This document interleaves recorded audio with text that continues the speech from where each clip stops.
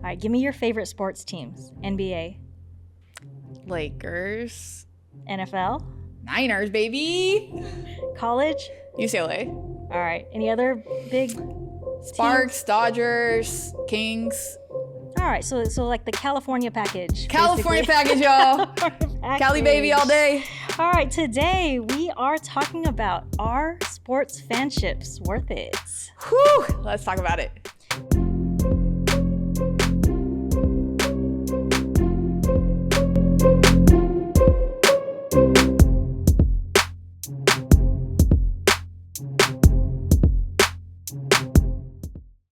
Welcome to Net with Lizzy and Lissa, where we analyze hidden costs and empower you to make your own damn decisions in life. Each episode covers a different facet of life, and at the end of each episode, we each give our takes on whether we think something is net positive or net negative. I'm Lizzy, a strategist and consultant with almost 20 years of experience in finance and investing. And I'm Lissa, a personal finance expert and an accredited financial counselor. We're best friends who talk about money and everything else. Are sports fanships worth it? First up, running the numbers on sports fanships.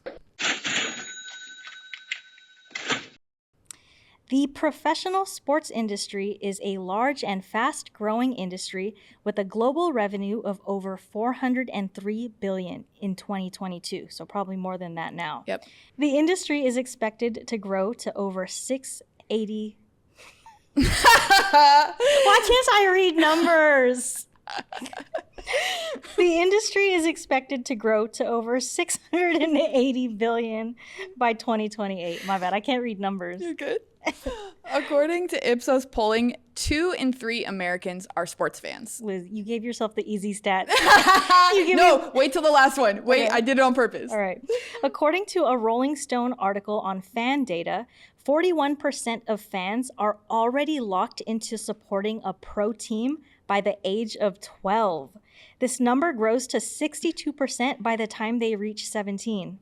Grooming them young. Yeah. Brainwash them, get them in young. Man. Okay. According to the New York Post, moderate sports fans reported spending $376 annually on average, while raging sports fans, the peak category, reported spending $879 on tickets, concessions, apparel, collectibles, memorabilia, streaming services, etc. So more than twice as much between the moderate fan and the raging fan on an annual basis. I love that the stats say raging fan. Yeah, that's what they called it. Interesting. Yeah. Well, we know there is more to life than numbers and statistics, so let's talk about it. Are sports fanships, fandoms, supporting a sports team, is it worth it? All right, let's start with the costs. Oh, yeah. Okay.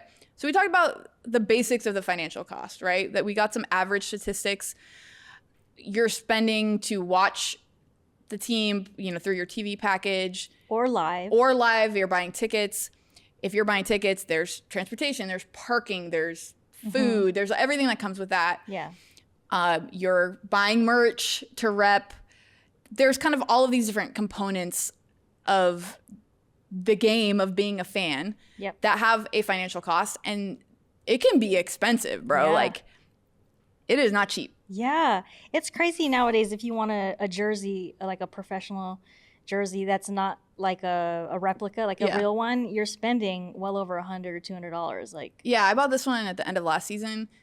I want to say it was like at least $200. Yeah. Yeah. Why? Why do we do this? I don't know. Okay, the other thing is, like, what's the most you've ever spent on tickets? Oh, man. To any game? To any game.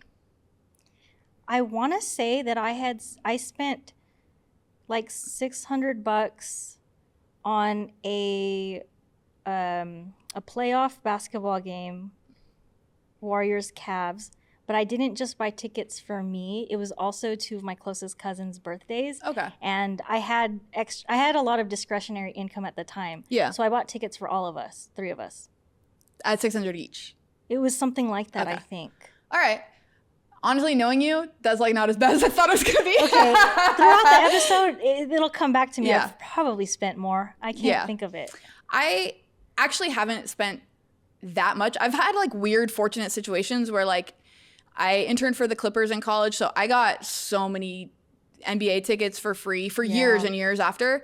So I've seen like a lot of people play. And then like my brother-in-law got Niners tickets after I took him to a game, season tickets. And so I just get tickets to games every season because he's the best. Yeah. Shout out to Justin. Shout out to Justin. Shout out to Justin. Lisa gets tickets to games. Man. Speaking of which, we got to talk. We got to talk.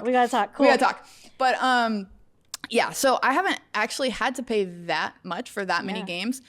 That said, when we were in the Super Bowl last year, I was very seriously contemplating flying to Vegas and either just to go or dropping a ticket on like, this could be a once in a lifetime thing. What was the ticket price? Like 10 grand. Oh, wow. Yeah. Oh, wow. It was one of those things of like, if we go and we win, I'll have been there. I'll remember this my entire life. It will be one of the best days of my life. Yeah. Like so spoiler alert, the game before that, we went to the game with 2 other friends of the pod. Shout out to my brother-in-law. It was one of the best days of my life. It was so fun. It was so fun. It was so fun. It was a comeback win. Yeah. It was crazy. It was so fun. So it was like riding that high and being like, oh my God, we're in it. And then the way we lost. Yeah. Again. I will say I've also been so lucky and blessed and privileged to have dope friends and also work in certain industries, because I used to get free tickets to things too when I used to work at Google. Because I was friends with certain execs who got to have free tickets. And same with, we had a VIP experience. Oh my God, that was amazing. At the Rams Niners game like 2 years ago. And on the sideline. Can you even like how do you even pay for VIP tickets like that? I don't even know. Yeah. I don't even know how you say how much that was worth to just be there. And it's like free food, but gourmet food. Like gourmet food, all that you could eat and drinks, and so that was amazing. To think about what like some people who actually have the money to buy tickets like that spend.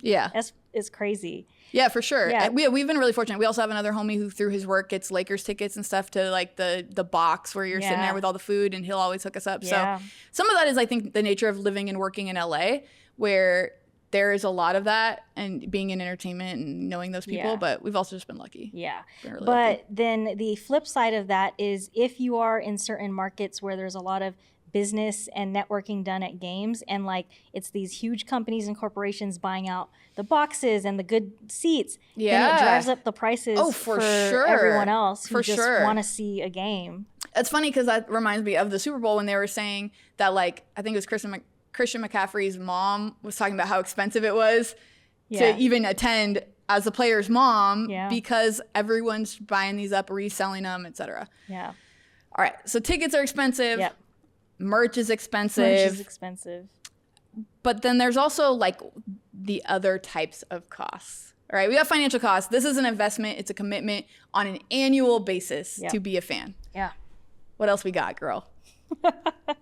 The emotional cost? The emotional cost. That might be bigger than the financial cost, in my opinion. I agree. I completely agree. Yeah. It can ruin your day. Or week. Or month or year. Or off season. Months. Yeah. Months. Taking it so personally, like sometimes more than the players. Yeah. You're like, oh, they're kind of laughing it off after a loss. And you're like, why am I so upset? You know what's funny is it worse to be a fan of a team that's pretty good, but like gets so close and falls short? So like Niners over the past decade, like 10, 15 years. Yeah. Same thing with, so Arsenal is a new team that I'm a fan of because my fiance Alan is like the biggest Arsenal fan, football team, English Premier League. And I think they've also come close many times and fallen short over the last couple of years. And so I'm like, is that worse, or is it worse to be like bad for 30 years? Yeah, right. Like bad your entire life, you've never even made it to playoffs kind of team. Honestly, I think it's worse to be good and fall short because you get your hopes up and you get so close, and then that experience is just so painful versus like at a certain point, if you're just know that you're going to be bad, you can just chalk it up to like, we're just having fun. Yeah, or just like we've been the underdog for the last 30, 40 years, and should we make it far in playoffs or make it to the Super Bowl for NFL, then like we will have everyone behind us. And if we don't win, no one's gonna be mad at us either. Right. And like the expectations are different, right? So like just making it to the playoffs if you haven't in like 20 years is like, oh my God, it's a huge win. Yeah. You know? Or just like winning a game can bring you like so much joy. So it means more. It means more versus like that's the expectation. Yeah. And so then the losses hurt so much. Yeah. It's like there's more upside and less downside because the expectation is that you suck. Yeah. Versus if the expectation is that you're good, like we are right now, we're supposed to be Super Bowl contenders, and then we're losing. Yeah. And by we mean the 49ers, us personally, as you just got to tell the fandom. Yeah, some people aren't watching the video. That's true. We're wearing 49ers gear. We're both 49ers fans. So and that's a funny thing is like when you say we, like you feel you are part of the franchise. Part of the team. You're like Kyle Shanahan, the coach. Call me up. I'm gonna let you know what we need to do. You call him halftime. Kyle. Yeah, Kyle, my boy Kyle, and my baby daddy Fred Warner, and my best friend George Kittle. That's my family, y'all. My homie Debo. Okay, so before we get to these emotional costs, the highs, the lows, and like the real emotional toll it takes, like how do you even? We talked about like becoming a fan. All right, what's your origin story? Your fan origin story? So I was born and raised Salinas, California, Central Coast, California, and the closest sports teams to us were the 49ers and the Warriors. Actually, some people ended up being Oakland Raiders fans. Yeah. But yeah, my family wasn't. My family, my dad, my brothers, they were Niners fans. And so it also is interesting because it's that era. The Niners won. They were good. Okay, obviously I was a baby in the 80s, so like we were good in the 80s. But like in the 90s, it still carried on. Mm-hmm. That was the last Super Bowl. Yep. So it was like, I'm 7, 8 years old. My team is winning the Super Bowl. All right, and my parent, my close family, we're all rooting for the same team. Yeah. We're locked and loaded. I'm going to be a Niners fan. Okay. Yeah. So I have a stat here that 28% of people pick their fandom based on where they grew up. Yeah. Home team, and then 24% choose to follow the same team as their parents. So over 50% it's accounted for, and then I think the rest is like a lot of what you described of like who's good at the time or they admire a certain player. Or the opposite of what your family and parents want. For sure. I've seen that a lot. For sure. Yeah, for some reason you're mad at your parents and they're rooting for this team. You're like, nope. You're purposely going to go against them. Yeah. Yeah, for sure. And so I think that's pretty common. I grew up with the experience of like my family I grew up in, we watched sports, but like there weren't teams, right? Yeah. No one had like a team. My stepdad didn't really have a team. He liked players. Yeah. Which is like now he has a team.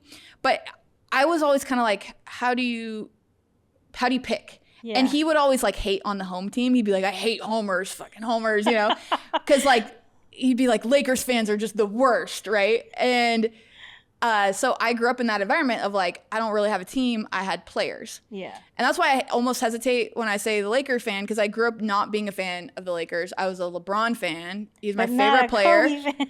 I wasn't until later, right? He didn't resonate with me like the way he played. Mm-hmm. I was a LeBron fan all the way through. And then he came to the Lakers.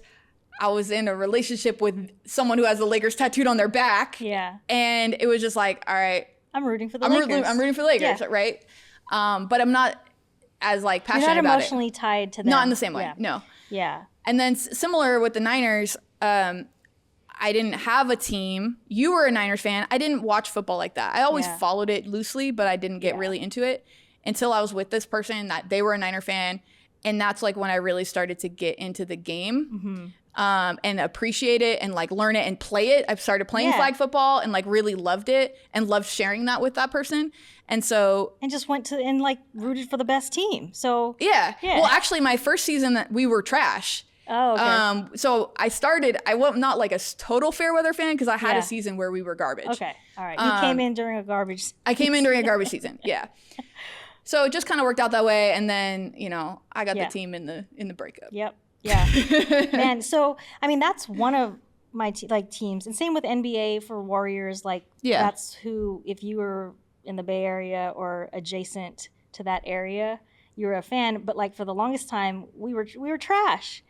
And then when we became good, you know, this is in my adulthood now, where we had all this Splash Brothers glory. era, and now people hate on you for being a fan when it's like, no, that's a long-term investment, Yeah. right? Like you paid your dues, so when it finally pays off and like the team becomes good, yeah, that's the best. It's like, you know, yeah. got it from the mud. The thing is, it's interesting because, like you said, a lot of people pick their teams off of geography. Yeah. And for places, some places have so multiple many teams.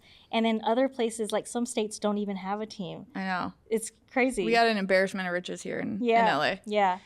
So one thing that's interesting is on the whole, like, do you follow the same teams as your parents?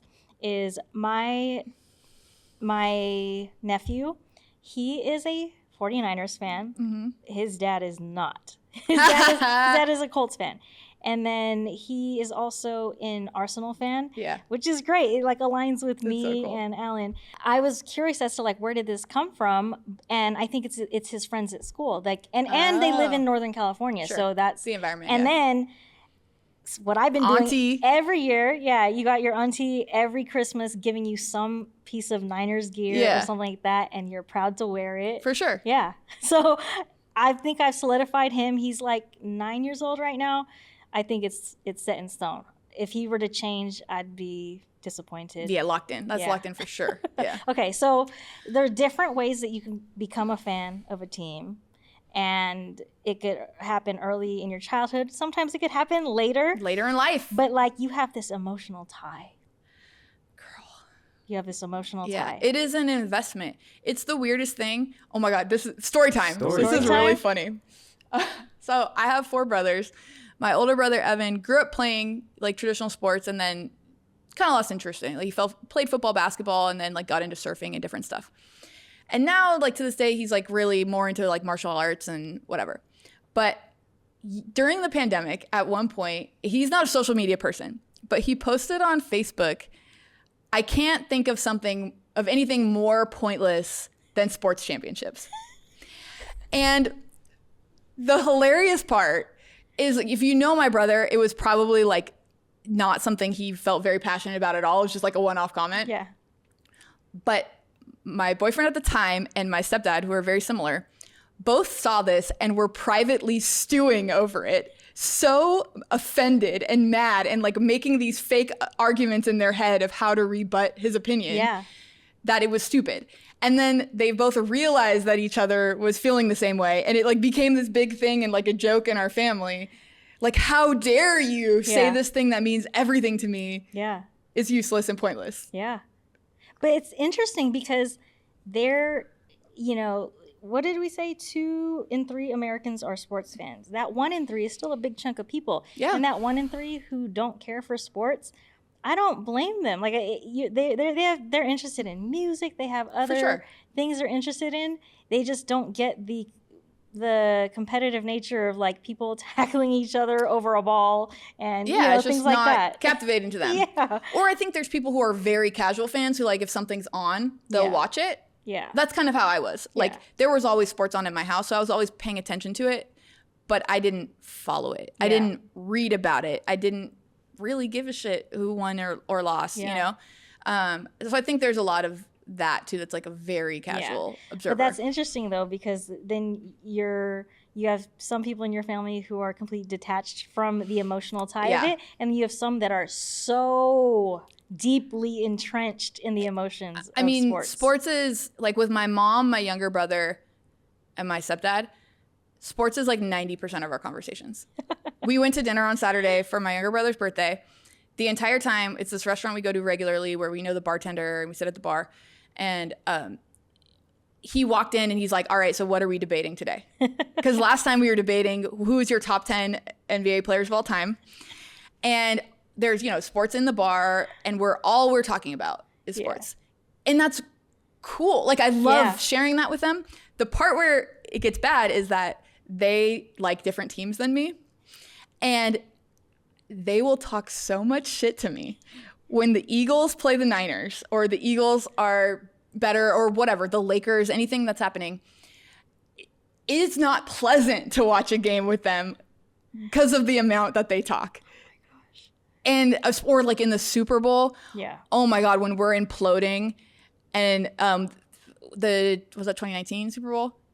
2019, 2020? Yeah. When we lost, my younger brother was there, and just like he makes fun of me to this day of like seeing me get quiet and deflate, and it's so painful.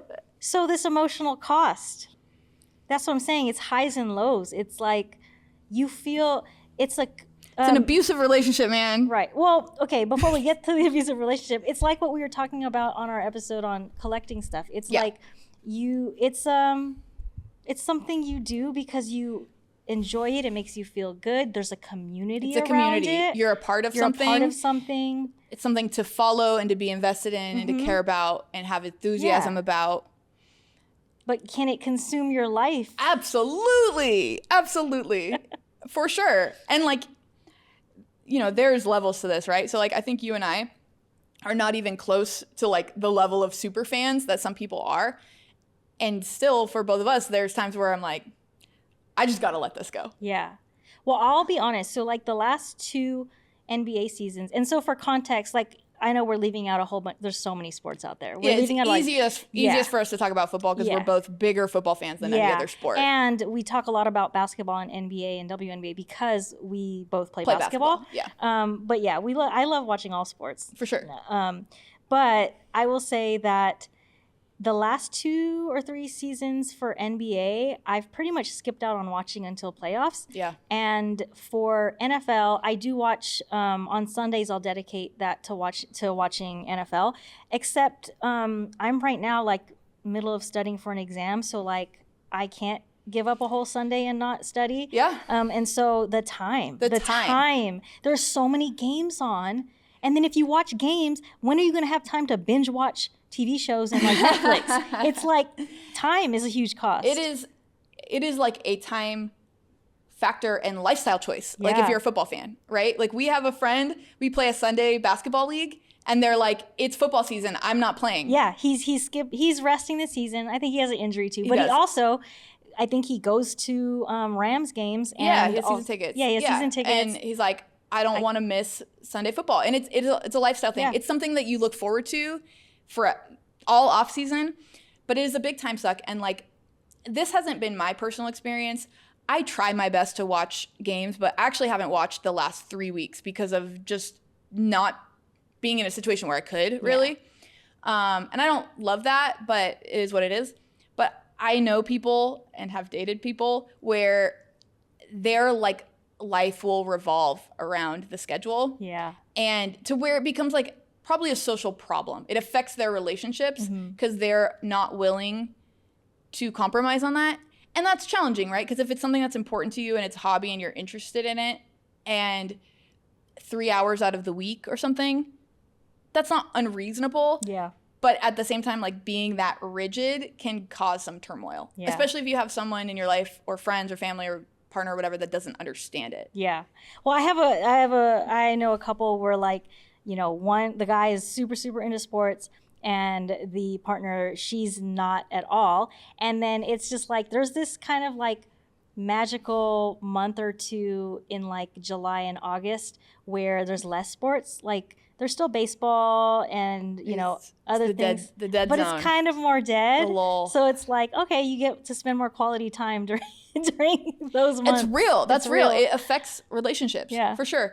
And it's interesting being a woman who likes sports. And I've pretty much exclusively dated men who like sports, I think. Almost. And men perceive that differently. So like I think some men like don't want to share that with their partner. It's their own thing that they do by themselves. And their like me time. But it can be a big commitment of time. So that would be a hard thing I think for me to navigate of like, one, if we're doing this together, right? Like if you're into it too. But otherwise like, wow, this is a huge part of your life away from me. Yeah. And there's, you know, levels to that are really healthy, but it's a time commitment for sure. This is so random. And I have 2, I guess, like deep cut costs. Okay. Deep cut costs. I love it. Deep cuts. So one is, so the cost of being a big sports fan of a specific team is the cost of your objectivity. Right? Yes. When it comes to a couple things. So I have one is God. let's say you do sports betting, or like you're in Vegas or wherever, and you do things like that. So like you're like, some people stay away from their teams altogether because they can't remove that emotional aspect, or they don't want to jinx it. Like they don't want to jinx. I'm not jinxing my team. Yeah, or I will you not don't bet want on to my own jinx it, team. so you'll never bet on your own team. But another example I have on that is a story about one of the homies. And we play fantasy football.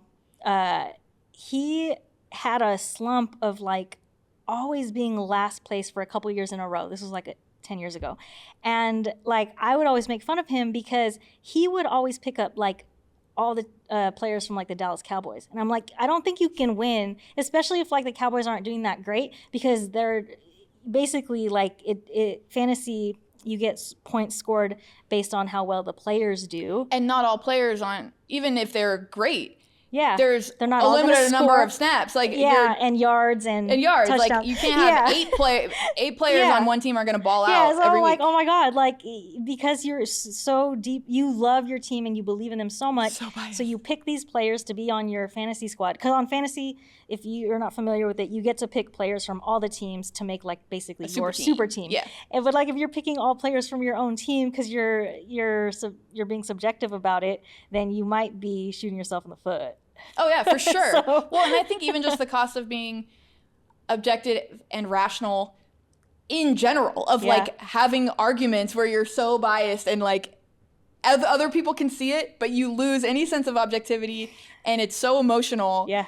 And their reason goes out the window. Yeah. Right? And that one thing that reminds me of is like superstitions, right? Yeah. So I said like, you're not going to jinx me, or like the number of times I've changed at halftime because we weren't playing well, and I'm like, this is not the fit for this day. I gotta change. Yeah. Or like, you have to wear Niner gear.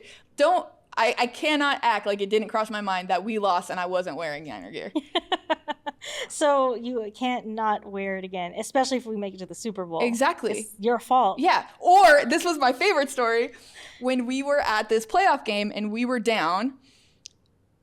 Was it me and you? We left. Or it was just me? We went to go to the restroom and get some water. Yeah. In that short process, we scored twice and came back. Yeah. And I was like, oh my God, we can't go back to our seats. We're the jinx. We're the reason we're losing. If we go back and we even like so much as turnover on downs or whatever, it would be we're our going fault. to sit in the car. Yeah. And we were dead ass. We were committed to this. Like, Yeah. we are not going to be the reason our team loses just by us watching. So yeah, going back, the emotional cost, the stress, the guilt. God, the stress. Yeah. All the right. shame. You know, like you if you wear a jersey and you're out at the bar and like your team loses, and like the rest of the day people are gonna be like, "Ha." No, I rep it. The day after we lost the Super Bowl, I posted a picture of my jersey. Yeah, I'm a fan I mean, I'm regardless. not saying don't rep it, but people are gonna try to talk shit to attack you. Yeah. And that goes both ways, right? That's a benefit too. There's a camaraderie, there's a built-in connection and fandom with fans of the same team or fans of other teams, of like, we're all part of this subculture. Yeah. And I actually think about the benefit of that in terms of business. The amount of calls I'm able to hop on and be one of the guys talking about sports in a business meeting and just kind of shooting the shit, it's really beneficial. Like, that is actually a huge advantage, certainly as a woman, but just regardless, to have that small talk and connection and be like, oh, I saw the Bears, whatever. Yeah. And kind of just share that, like, in the sales process. Knowing what teams someone supports, like, let's say your boss or other executives at your job, or other companies and partners and people you might potentially have a deal with, it goes a long way. Like, it's deep. It's deep how much you can benefit from either a shared fandom or just respecting and appreciating someone else's. Acknowledging it, having that little banter. Yeah. That's a huge benefit. But the flip side is that when you're not doing well, everyone's going to talk shit to you. Yeah. For sure. Oh my gosh. Man, that's crazy. I didn't even think about that. Like, but It's I really saw a leg it. up. Yeah, for sure. And I think it's an interesting experience being a female fan in sports. I think that has its own costs of people mansplaining stuff to you, assuming that you don't know, even if you do, or not everyone, but like a lot of the time. Yeah. But it can actually be a big benefit in like definitely in business and navigating different worlds. Yeah. For sure. Actually, to kind of counter so yes, I think it's a benefit, especially when you're a woman, because like traditionally people assume like women aren't sports fans, but check the stats. There are absolutely sports fans of women like are sports fans in every significantly sport across the board and growing. I would say. Right. Yeah, but I would say I do think there's an advantage and benefit to women who have huge sports fanships and know a lot about the game. Yeah. And this is something that I pitched to a homie who she's also a huge Arsenal fan, and she knows everything about the players. Yeah. She talks about them. She can break down what happened wrong in a game, and I'm like, girl, you need to make a podcast about it, because there are going to be some people who are tired of hearing all these guys talk about what went wrong with Arsenal, and they just want a different perspective and a different take and a better voice. And just someone who resonates with them. Yeah. So Alan, my fiance, he listens to this one Arsenal podcast that their episodes are like 90 minutes long. He'll listen to it all the way through every week. And he actually hates one of the co-hosts. He's like, this guy annoys me. And I'm like, yet you give them all this watch time or this like, and I'm like, so next time anyone ever doubts like whether they should make a podcast or a YouTube channel, look, people who don't like you will still listen to you for 90 minutes. And you can still end up getting paid off of it. But anyway, so I'm like, that's an advantage for her. And there's another person I follow on TikTok. It's, I'm blanking. Mariah Rose, Jalen Rose's daughter. Yeah, for sure. So Mariah, she posts videos, like she had this video months ago that was just like a PowerPoint presentation explaining like what the different positions on a NFL team do, because some women are interested and want to know, but no one's ever taken the time to explain it in a way that makes sense that to feels them. accessible, that doesn't feel judgy or condescending, and it's fun and like so I'm like, there is a huge market there, and that's why I'm glad, like I think across the board there are more commentators and people on TV, women. Yeah. And it's not that necessarily that you have to have played the sport to know about it. For sure. Right? Like there's more absolutely. opportunities. So, and that wasn't the case for a very long time Certainly not when we were growing up. Yeah, absolutely not. You could never think about a commentator job like no way. growing up. So anyway, a little bit of a tangent, but I like that sports, it really unites everyone. It's not just a guy thing anymore. Yeah, not at all. Yeah. Not at all. All right. Back to these emotional costs, because there's so much we could say. Gosh, yeah. I got to ask, and I know the answer. Have you ever cried from sports? I'm about to cry right now. Has being a fan ever made you cry? I'm about to cry right now off of the last Super Bowl. Still hurting. Man, it hurts. Still hurting. Yeah, of course I've cried. Of course. Because you get so close. Yeah. You get so close. And here's another thing. Sometimes I'll cry because like I was so invested in something, and like especially when it's like the championship game. Mm-hmm. But what makes me cry more than anything else is seeing like when the players are like crying. They got their head right. And I'm like, oh man. Like you want it for them. You care. Yeah.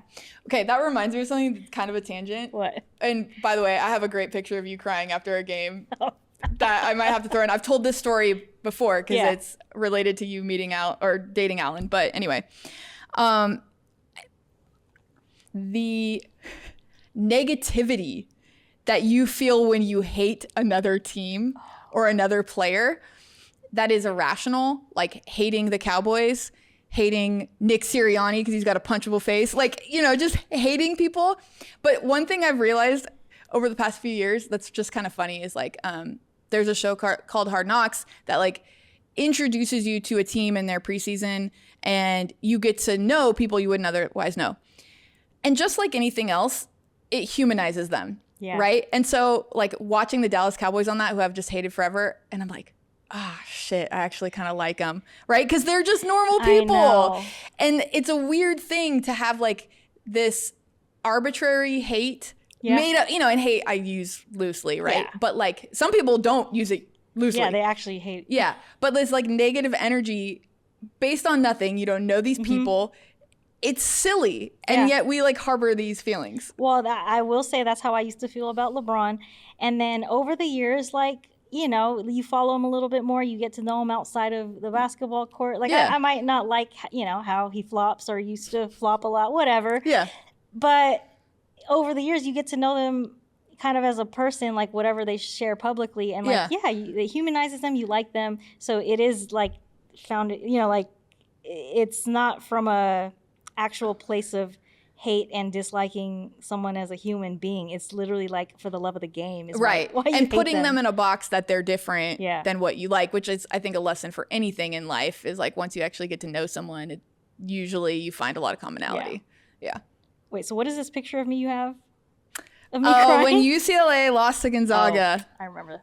Yeah. It's a cute picture. You look adorable. I don't even remember what year that was, but yeah. That's because UCLA, similarly in basketball, has gotten so close so many times. So, Girl. yeah. So close, yet so far. Okay, on that note, because as I mentioned in a different episode, that was the day that you told me that you loved Alan before you guys were officially dating.